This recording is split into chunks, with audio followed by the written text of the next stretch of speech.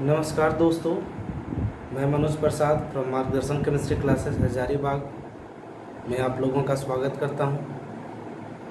चलिए, पिछले वीडियो में हम लोगों ने देखा था कि हेलो अल्केन्स क्या है, उसके क्लासिफिकेशंस क्या हैं, उसके नॉमेनक्लेचर्स क्या कैसे करते हैं और साथ में उसमें आइसोमेरिज्म क्या होते हैं। आज के जो इस वीडियो में हम लोग देखने जा रहे हैं वो देखने जा रहे हैं methods of preparation of hello alkanes.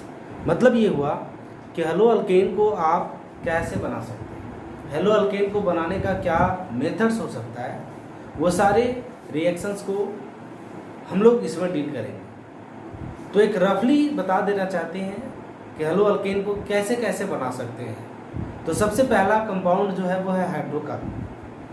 Hydrocarbon का मतलब हो जाता है hydrogen and carbon containing compound. इसमें दो टाइप होते हैं, सैचुरेटेड और अनसैचुरेटेड। तो हम लोग बात करेंगे दोनों से। पहला सैचुरेटेड में अल्केन से कैसे बनाते हैं, और दूसरा फिर बात करेंगे कि अल्कीन से अल्काइल हैलाइड कैसे बनता है। फिर देखेंगे अल्कोहल से। फिर उसके बाद है silver salt of carboxylic acid, जिसका दूसरा नाम है फैटी एसिड्स। इसी तरह वन बाय वन करके हम लोग जो है एक एक मेथड्स ऑफ प्रिपरेशन देखेंगे। तो चलिए पहले स्टार्ट करते हैं फ्रॉम अल्केन से। तो चलिए देखिए यहाँ से क्या होगा।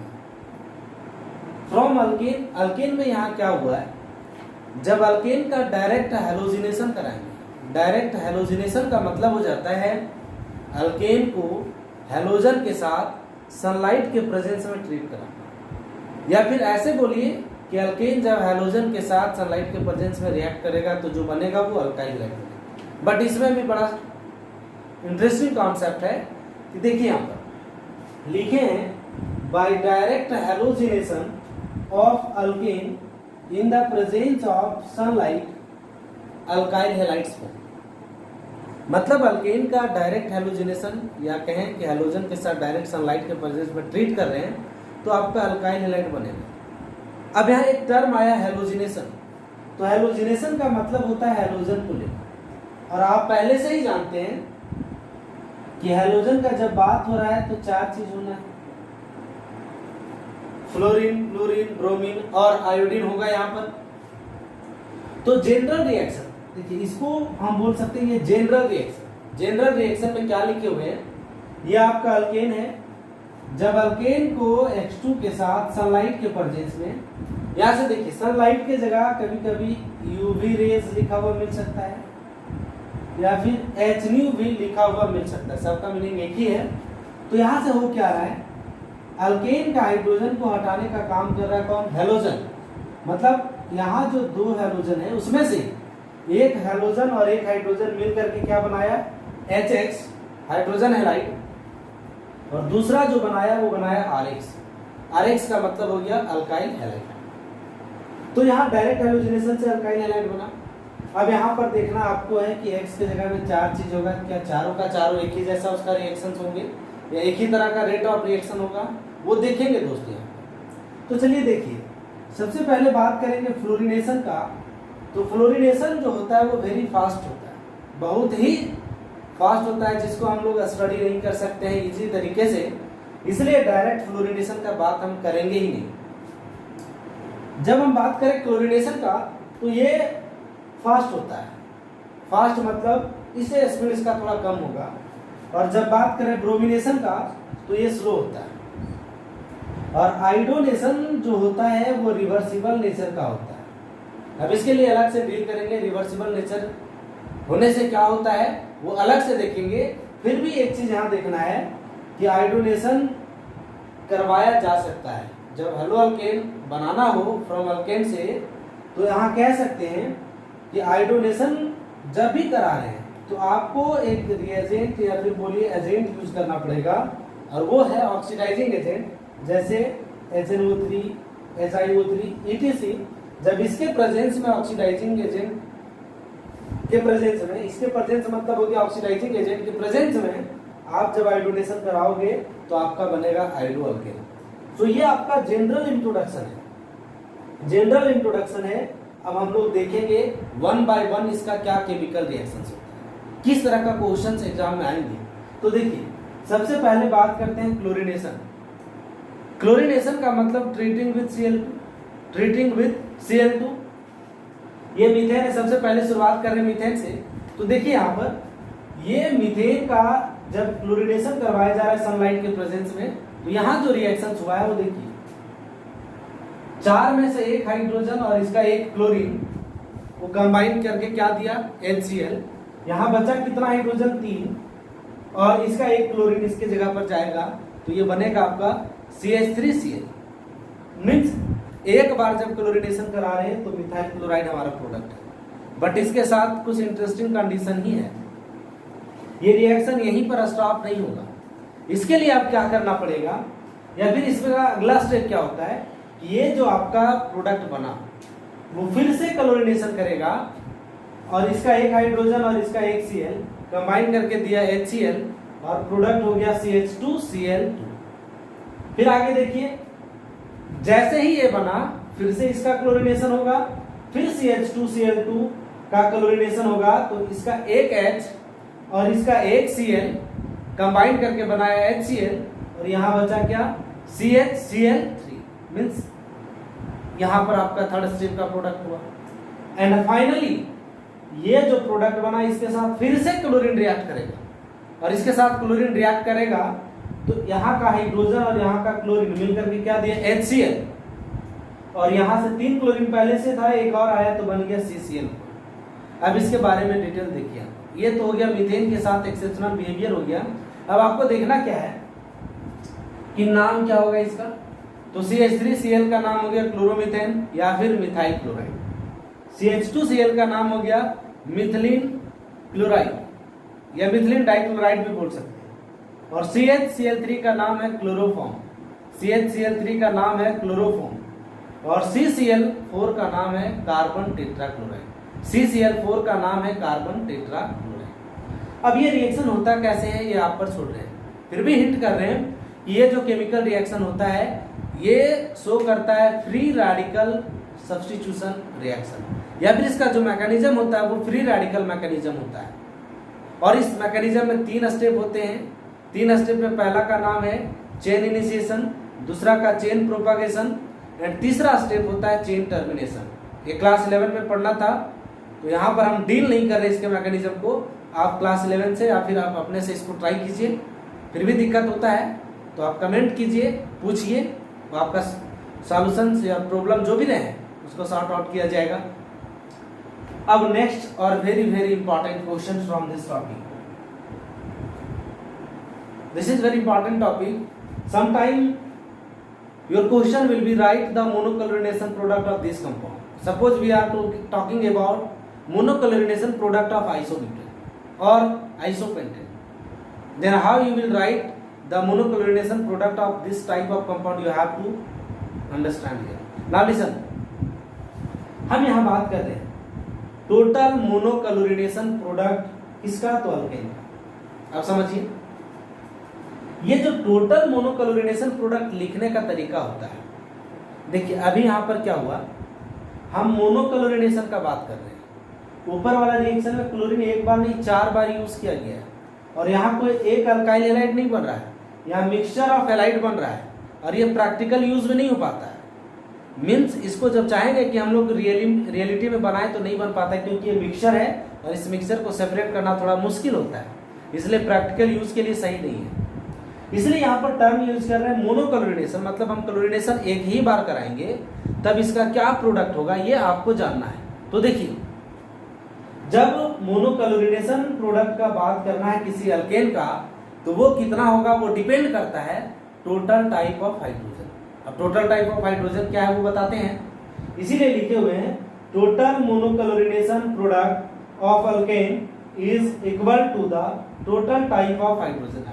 मतलब जितना तरह का हाइड्रोजन एटम होगा उतना ही इसका प्रोडक्ट बनेगा। नहीं समझ में आ रहा है तो देखिए इस एग्जांपल को देखिए, ये कितना डिग्री है 1 डिग्री, और ये भी कितना डिग्री है 1 डिग्री। दोनों का दोनों कार्बन 1 डिग्री है और दोनों एक ही जैसा है, तो 1 डिग्री कार्बन हमारा यहाँ जो है उसके हाइड्रोजन कहलाएंगे 1 डिग्री हाइड्रोजन, और दोनों 1 डिग्री हाइड्रोजन एक ही जैसा है यहाँ पर। इसलिए टोटल टाइप मतलब कुल प्रकार जो हाइड्रोजन का हुआ वो एक ही हुआ, इसीलिए लिखे हुए यहाँ पर total type of hydrogen is equal to 1। और इसका जब मोनोक्लोरिनेशन करवाएंगे तो इससे जो प्रोडक्ट बनेगा वो सिर्फ और सिर्फ एक ही बनेगा। चलिए एक एग्जांपल से, नहीं समझे कोई बात नहीं, यहाँ दूसरा एग्जांपल लेते हैं, इसमें हम बात करें तो देखिए ये आपका 1 डिग्री, ये भी आपका 1 डिग्री और ये आपका 2 डिग्री। अब यहां समझ रहे हैं आप, 1 डिग्री 1 डिग्री दोनों तो एक जैसा है। एक जैसा क्यों है? क्योंकि ये जो जुड़ रहा है वो 2 डिग्री कार्बन से जुड़ रहा है, इसलिए ये दोनों 1 डिग्री कार्बन के जो हाइड्रोजन है वो एक टाइप है, और ये जो 2 डिग्री कार्बन का हाइड्रोजन है वो एक अपने आप में अलग टाइप है। तो टोटल टाइप ऑफ हाइड्रोजन जो हो गया यहाँ पर 2 हुआ, इसका मतलब हो गया टोटल मोनोक्लोरिनेशन प्रोडक्ट जो होगा वो भी कितना होगा? 2 होगा। अब अगला जो है आपका, इस एग्जांपल में बात करें तो देखिए ये आपका 1 डिग्री, ये आपका 2 डिग्री, ये आपका 3 डिग्री, ये 1 डिग्री और ये आपका 1 डिग्री। अब आपको समझना है यहाँ पर कि टोटल टाइप ऑफ हाइड्रोजन यहाँ कितना होगा। तो देखिए इस CH3 को देखिए, मीन्स इस 1 डिग्री कार्बन को देखने से पता चला कि ये 2 डिग्री कार्बन से जुड़ रहा है, और ये दोनों 1 डिग्री कार्बन जो जुड़ रहा है वो 3 डिग्री कार्बन से जुड़ रहा है। मतलब यहाँ प्राइमरी कार्बन जो है वो 3 है, और 3 में 2 टाइप है। 3 में 2 टाइप कैसे हुआ वो समझिए। ये जो जुड़ रहा है इसका जो कनेक्टिविटी है वो 2 डिग्री कार्बन से है, और इस दोनों का जो कनेक्टिविटी है वो कितना से? 3 डिग्री कार्बन से है। सो इन 1 degree carbon total type of hydrogen will be 2। कोई पूछे क्यों 2 बोल रहे हैं, तो I will repeat it again. ये जुड़ रहा है 2 डिग्री से, ये दोनों जुड़ रहा है 3 डिग्री से, इसलिए एक अकेला 1 टाइप और ये दोनों मिला करके एक टाइप, 2 टाइप हो गया। एक ये जो है वो 2 डिग्री का है, ये खुद में एक अकेला अपने आप में एक टाइप हुआ, और ये 3 डिग्री भी एक टाइप। इसलिए total type of hydrogen atom इस कंपाउंड में जो हुआ वो हो गया आपका 4। इसलिए मोनोक्लोरिनेशन प्रोडक्ट जो होगा वो क्या होगा? 4 होगा। अब इसका बात करें तो देखिए यहाँ पर ये 1 डिग्री, ये 1 डिग्री, ये 1 डिग्री और ये 1 डिग्री। इसमें तो हाइड्रोजन है ही नहीं, भले 4 डिग्री, इसका बात तो करेंगे ही नहीं। तो देखिए ये जो आपका हो गया चारों का चारों एक जैसा है, इसलिए टोटल टाइप ऑफ हाइड्रोजन एक है, मतलब टोटल मोनोक्लोरिनेशन प्रोडक्ट जो होगा वो 1 ही होगा। अब आपका क्वेश्चन आता है यहाँ पर कि सर ये तो आप बता दिए, बट लिखेंगे कैसे? तो वो समझिए। क्वेश्चन इसका आता है, जैसे हम आपसे क्वेश्चन कर रहे हैं, इसका नाम आइसोपेंटेन है। हम आपको क्वेश्चन दिए, right the total monochlorination product of isopentane and also explain type of isomerism in them. मतलब आपको आइसोमेरिज्म भी पता करना है और साथ में उसके आईपीएसी नाम भी लिखना है। चलिए दोस्तों, अब हम लोग सीखेंगे कि मोनोक्लोरिनेशन प्रोडक्ट कैसे लिखते हैं। एक एग्जांपल लेते हैं। जैसे इस एग्जांपल का बात करें, CH3 CH2 CH3, इसका मोनोक्लोरिनेशन कराएंगे तो टोटल जो प्रोडक्ट होगा वो कैसे लिखेंगे? तो देखिए पहला जो लिखेंगे, ये दोनों जो है आपका एक टाइप का हाइड्रोजन है। इस कार्बन और इस कार्बन में जो हाइड्रोजन है वो एक टाइप का हाइड्रोजन है, इसलिए इस दोनों में से कहीं एक जगह से हाइड्रोजन हटा के क्लोरीन जोड़ेंगे। चलिए हम यहाँ से हटा रहे हैं, CH3 CH2 CH2 एक प्रोडक्ट बना। अब दूसरा, ये अपने आप में खुद टाइप है, इसलिए यहां से जब हाइड्रोजन लिखोगे तो CH3 CH Cl CH। एक तो ये हो गया कि इसका मोनोक्लोरिनेशन प्रोडक्ट लिखना है। दूसरा क्वेश्चन, इसमें किस तरह का आइसोमेरिज्म है? तो देखिए यहाँ पर क्लोरीन का जो पोजीशन है वो 1 पर है, और इसमें क्लोरीन का जो पोजीशन है वो 2 पर है। मतलब जो चेंज हो रहा है वो क्लोरीन का पोजीशन चेंज हो रहा है, इसलिए ये दोनों आपस में पोजीशन आइसोमर होगा। अब दूसरा सवाल कि इसका आईपीएसी नाम क्या होगा? तो इसका आईपीएसी नाम हो गया 1 क्लोरोप्रोपेन, या फिर सिंपली आप कह सकते हैं क्लोरोप्रोपेन, और इसका नाम हो जाएगा 2 क्लोरोप्रोपेन। चलिए दूसरा एग्जांपल हम बात करें, जब CH3 CH2 CH3 CH3, इसका नाम है आइसोपेंटेन। अब आपको लिखना है इसके टोटल मोनोक्लोरिनेशन प्रोडक्ट कितना होंगे। अब देखिए यहाँ पर ये एक टाइप है, ये दोनों मिला के एक टाइप, और ये एक टाइप, और ये एक टाइप। टोटल जो है वो 4 टाइप का हाइड्रोजन है। तो पहला जो प्रोडक्ट है वो यहाँ से हम हाइड्रोजन रिप्लेस कर देंगे, मतलब ये हो जाएगा CH2 Cl CH2 CH में CH3 CH3। चलिए इसका काम तमाम, फर्स्ट टाइप का काम तमाम हो गया। अब चलिए दूसरा जो प्रोडक्ट होगा वो सेकेंड टाइप से लिखते हैं, मतलब इस कार्बन और इस कार्बन से हाइड्रोजन हटाने पर लिखते हैं। तो दोनों तो एक ही जैसा है, तो आप चाहें तो यहाँ से भी हाइड्रोजन हटा सकते हैं या फिर आप यहाँ से भी हटा सकते हैं, बड़ा आसान सा है। अब देखिए लिखेंगे कैसे, CH3 CH2 CH में CH3 CH2 चलिए ये दोनों का भी काम खत्म। अब बच गया ये 3 और 4। So when you will write its product, then you will replace hydrogen from this carbon by chlorine, मतलब ये हो जाएगा CH3 CH Cl CH में CH3 CH3। चलिए इसका भी कहानी खलास हो गया। अब बचा ये वाला, अब इसको भी लिख सकते हैं आप, कैसे लिखिएगा तो देखिए CH3 CH2 C में Cl CH3 CH3। तो ये रहा आपका टोटल मोनोक्लोरिनेशन प्रोडक्ट। अब यहाँ से क्या है, हम इतना आसान से थोड़े छोड़ देंगे। आप चाहिएगा हम सारा सॉल्व करें, आप मजा लुटिएगा, वैसे नहीं होता है। चलिए देखिए आपका क्वेश्चन है, इसमें ढूंढना है कि कौन किस तरह का आइसोमर शो कर रहा है और इसका आईपीएसी नेम कैसे लिखेंगे या फिर क्या होगा वो आपको ढूंढना है। और साथ में इस पर एक क्वेश्चन और, इसको क्लास वर्क दे रहे हैं, आप बनाइए, कमेंट कीजिए, बताइए कि क्या इसका प्रोडक्ट होगा, कितना होगा, क्या नाम लिखेंगे, सब आपको मेंशन करना है। कंपाउंड है ये आपका,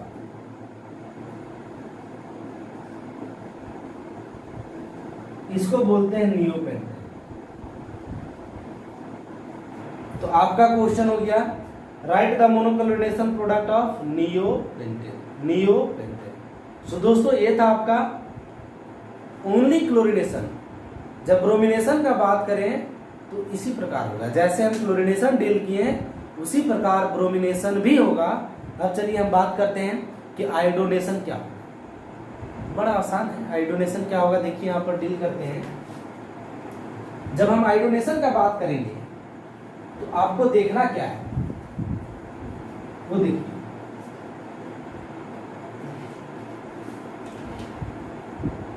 आयोडीनेशन।